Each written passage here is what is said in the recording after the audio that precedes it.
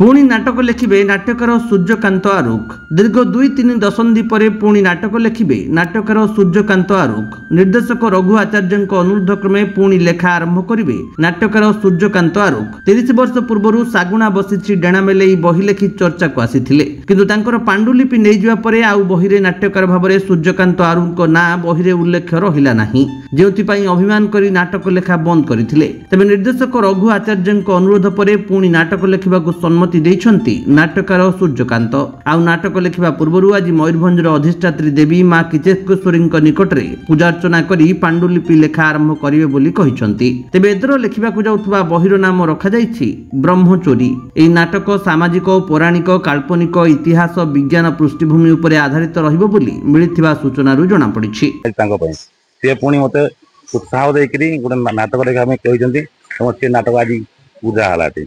मु आशा करूछि से नाटक निश्चित भाव में आम ओडिशार कला संस्कृति इतिहास आम जगन्नाथ संस्कृति सेठिकार मठ संस्कृति सबू जिनस को प्रतिफलित करिवो एवं निश्चित भाव में दर्शक ताकू बहुत सुंदर आदर करेंगे। फागुणा बच्ची डेणा मेलाई परे परे आउ कोन कोन नाटक लिखि? बहुत नाटक लिखी। नाटक को लिखिकी मु गाँव में अभिनय करे और क्लब मानक अभिनय करती।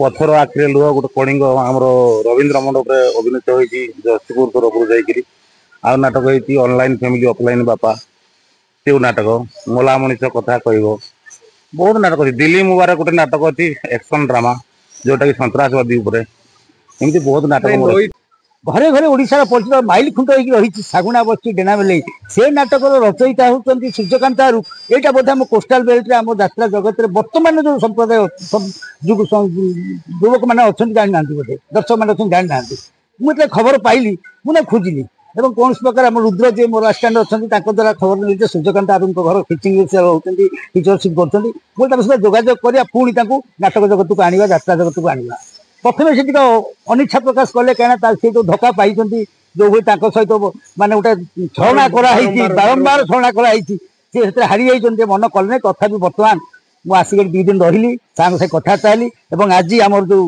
पांडुलिपि आरंभ है लेखा माँ किचकेश्वरी सामने कथा नाटक आरंभ कलु। नाटक ना हूँ आम आज कही नाटक ना डिक्लेयर करूँ नाटक ना हूँ ब्रह्मचोरी।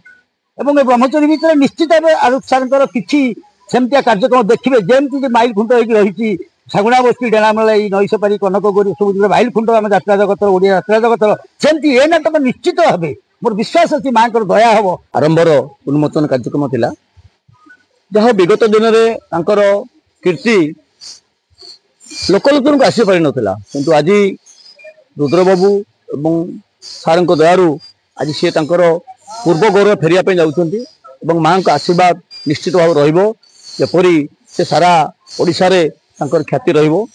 एवं गत जो समय से आज बही देइतिले से 2टी से नाटक सेत ओडिशार चर्चित नाटक थिला जहाँकि तारिणीगढ़ नाटक नई सपारी कनगरी प्रबल जनगहली भितर से नाटक चलता और सागुणा बस्ती डेना मेले सेटा तार बहुत बड़ भाव थिला लोक आदृत थिला लोक आदृत थिबा सत्वे किंतु नाट्यकार को भूली गले तेणु से मन भर क्षोभ था जाऊ आज प्रत्यक्ष ना परोक्ष लोपा को जाऊँगी।